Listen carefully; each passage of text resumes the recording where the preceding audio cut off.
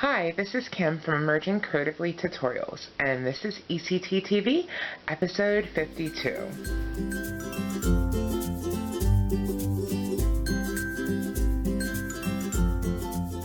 Today we are going to be making this fun jump ring pendant.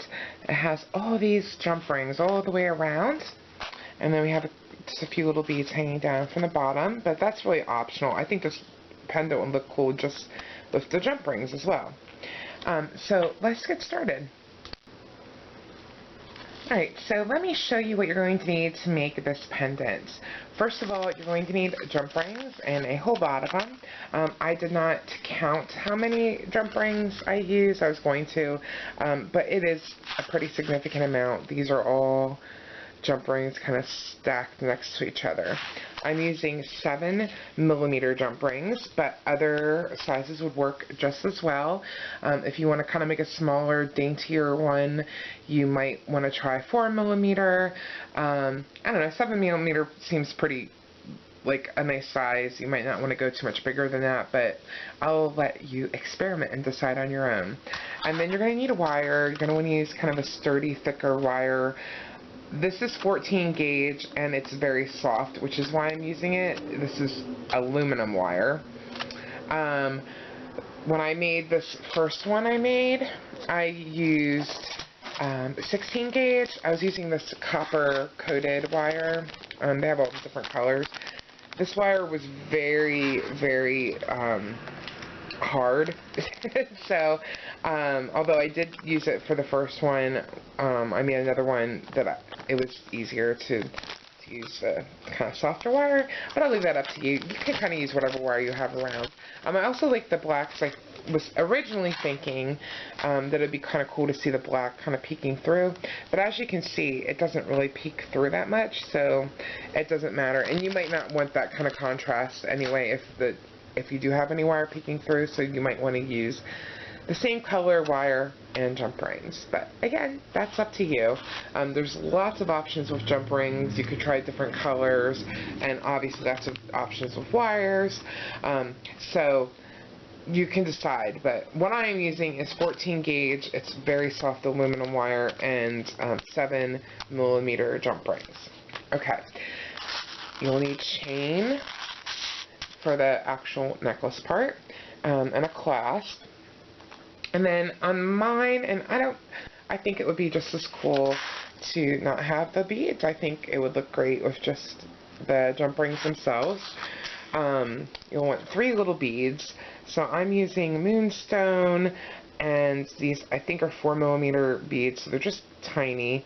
But you can use whatever beads you like. You might want to try crystals. They would be cute hanging from this pendant. And then in order for the beads, you'll need head pins. And if you want to use more beads even, I should say, you could use more, then you'd need more head pins. And then the tools you'll need are wire cutters. You'll need chain nose pliers, and then a second set of pliers. So we're going to be opening jump rings a lot, so I like to use bent nose pliers for that. But if you don't have those, you can use really any chain nose or flat nose pliers. And then you'll need round nose pliers if you are in fact going to make bead dangles for your pendant. So before we get started on the actual project, I wanted to do a little tutorial on how to open and close jump rings, just in case you haven't done it before. It's not tricky once you know how to do it, but if you don't know how to do it, I'd like to show you how. And if you already know how to, you can just relax for a minute or skip ahead. Okay, so for opening jump rings, I'm just going to grab one. It's easiest to use bent nose pliers and maybe a pair of chain nose pliers, but whatever pliers you have are fine as long as they're flat on the inside. So don't use round nose pliers for this. And then the first thing you have to do is find the little opening for the jump ring, and a larger jump ring like I'm using. It's not that hard to find. Sometimes when you're using tiny little jump rings, it can be a little bit harder to find. But So you find that little slit, And then you're going to line up your 2 pair of pliers on either side of it. And then hold on. And then a lot of people have a tendency to want to open the jump ring out, but you're going to be opening it front to back. And so basically you're trying to keep this circle intact, but also open it. So you're going to just either hold one side steady and pull forward with the other, or you can kind of move both. And that's all there really is to it. So it's open, as you can see. It's still a circle. And then to close a jump ring, you do the same thing. So you just want to line up your pliers again. But you want to kind of go back and forth past that point of where the 2 ends would meet. You want to go back and forth a couple of times, and you'll sometimes either hear or feel it click into place. And then you know you have a nice close. And I did not do that well, so let me just do it. And it's closed. So we're going to be opening and closing a lot of jump rings, so I wanted to show you that first. Alright, so now let's get started with the actual pendant. Alright, so to get started, we want to make a circle, and I could have said this at the beginning. If you actually have a jewelry finding that's already in a circle, you can just use that. That's fine, and it saves this step. However, I'm going to give you a little tip so you don't have to open and close every single one of these jump rings. You'll still have to do a bunch, but you can bypass a lot of that, and that kind of relies on you being able to have this circle open. So if you have a closed circle, you can use it. You're just going to have to open and close a lot of jump rings. And so I'm using my ring mandrel. You can use any cylindrical item you want. And I'm just going to take my wire and wrap it around. I'm going around size 14, and I don't know why. I just like that, about that size. You can make this any size you like. If you want to make it smaller, then you will need a lot less jump rings. Alright, so I'm just wrapping that around, and now I'm going to just cut off the wire, and I'm just leaving an overlap of the wire. And in fact, I'm going to make the overlap even smaller. So that is all the overlap there is. And now we're just going to start putting jump rings on. So, since this is open, we can do quite a bit of the jump rings without opening and closing them. We can instead just slide them on. The one thing I'd like to warn you though, I've been working with these jump rings a lot, and I know that most of them are closed perfectly. That's how I got them. However, a lot of times when you purchase jump rings, they are not closed perfectly. They are kind of side by side or slightly open, that sort of thing. So before you start doing this, you might want to go through your jump rings and just make sure they're all closed properly. Just so they're all kind of uniform and look the same, and so they're closed as well. So basically, we're just going to slide on the jump rings,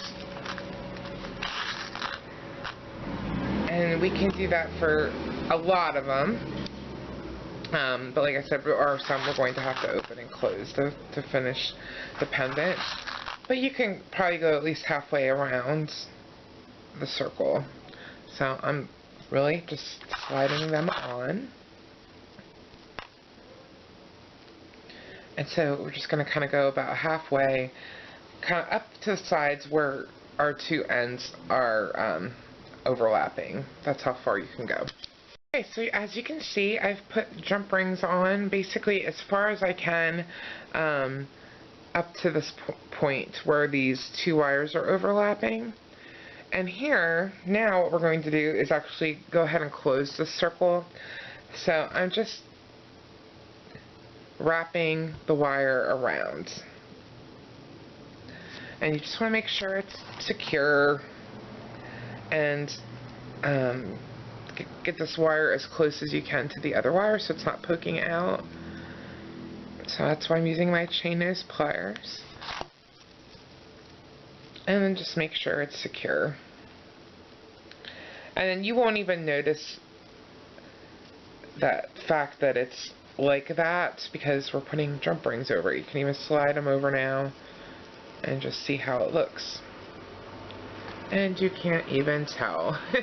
Alright, so now we are going to put all those jump ring opening and closing skills into effect, because for the rest of this we're going to have to individually place the jump rings on.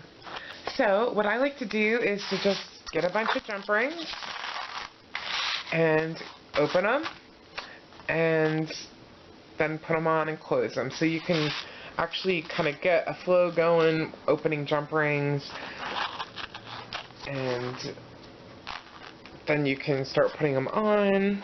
I'll just show you though, just for the sake of showing you, I showed you how to open a jump ring and close it. So you just open it, put it on the wire, and close it. Now, we're going to add in all this other stuff in a minute. I'm going to show you how, but you just want to add jump rings so they're pretty tight together. And again, if you want to do a looser one, by all means, go ahead. But I like them kind of close together. So just go ahead, and we're going to just finish adding all the jump rings so this circle is complete. Okay, so now as you can see, I have put the jump rings all the way around, and we're ready to go on to the next step. So I'm going to add chain. This is obviously the chain to make this into a necklace. So basically you want to measure out your chain, and you just want your necklace to fall wherever you'd like it to fall. For me, it's going to fall kind of right, not tight against my neck, but just not very long either, right around my collarbone, I'd say, in that area, but in the middle. And so I measured out my chain appropriately, and then I cut it into 2 pieces. So sometimes I'll just take the chain and measure around my neck with the chain itself, cut it, and then cut it in half. So I've done that. So now we're just going to use 2 of the jump rings that we already have on our circle here. So for the first one, it doesn't really matter. You can just pick one.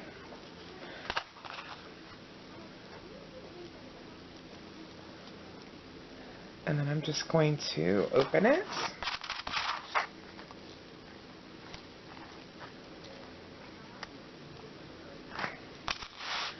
Add the chain, the last link here, and close it. So that's one. And then just a short distance away, that's probably about an inch, maybe a little bit less than an inch, we're going to choose another jump ring. Oops. Open that. Add the last link of the chain. And close it.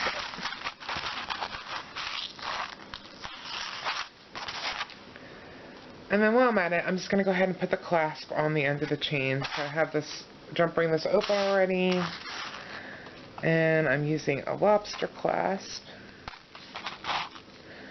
Just adding that.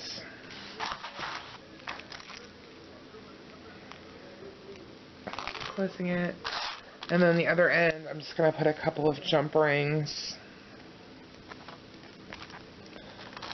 So I'm just opening one, and then kind of just adding another one. I like to use a couple of jump rings. It just makes it easier to close behind your neck. Alright, so I have the chain. So really, if you want it, if you like it the way it is, you can just wear your pendant like that. But I am going to add a few little extra dangles to mine, so I'll show you how to do that. Okay, so we're going to make bead dangles to dangle from this pendant. I'm doing 3. You can do as many as you want. You might just want to use 1, or like I mentioned, none at all. So I just slid my bead onto a head pin, and now I am going to make a bead dangle. I would like my loop for these to be small, so I am working toward the tip of my round nose pliers, and then you just bend around towards you, and then in between the bead and the pliers, forming a loop. And then you want to straighten that loop, and the way I do it is I basically just kind of wrap around once while I pull out the bead so it's straight under the loop, and I go around once. Now I'm just switching hands, and I'm going to go around a couple of times.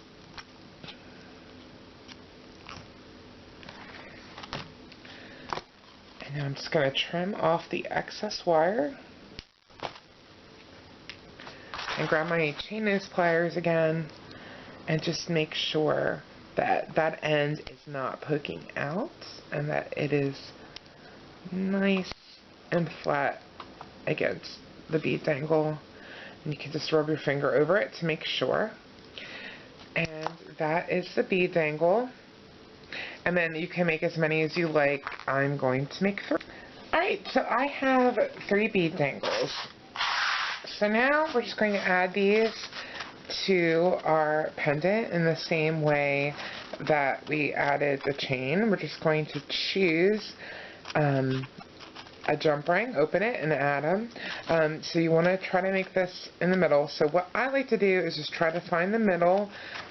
So since you have your chain, you can find the middle from that, and then choose a jump ring, open it, and put on your 1 bead dangle. And then I like to count 5 jump rings, and then on the 6th one, put the other jump ring or the other bead dangle, and then count 5 on the other side of it and put the other one, and then you know it's symmetrical.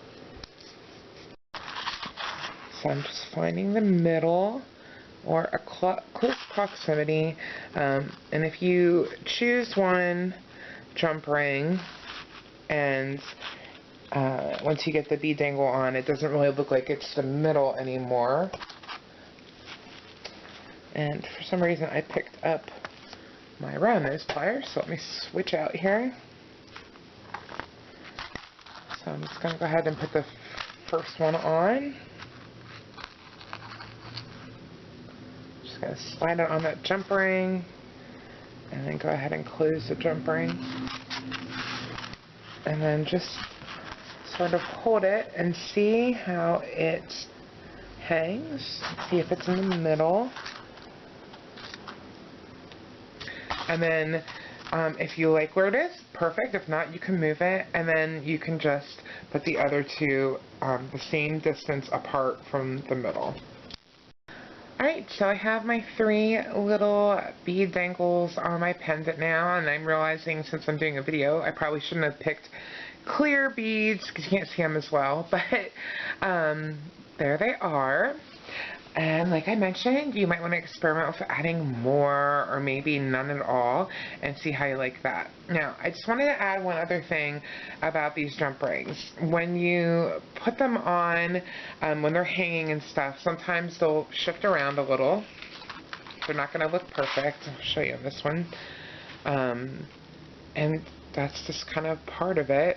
But one thing you might notice is once you get them all on and you kind of get your necklace done, you might notice that maybe you have a little too many. They're kind of bunched up and overlapping a little bit, so you can just take a few off.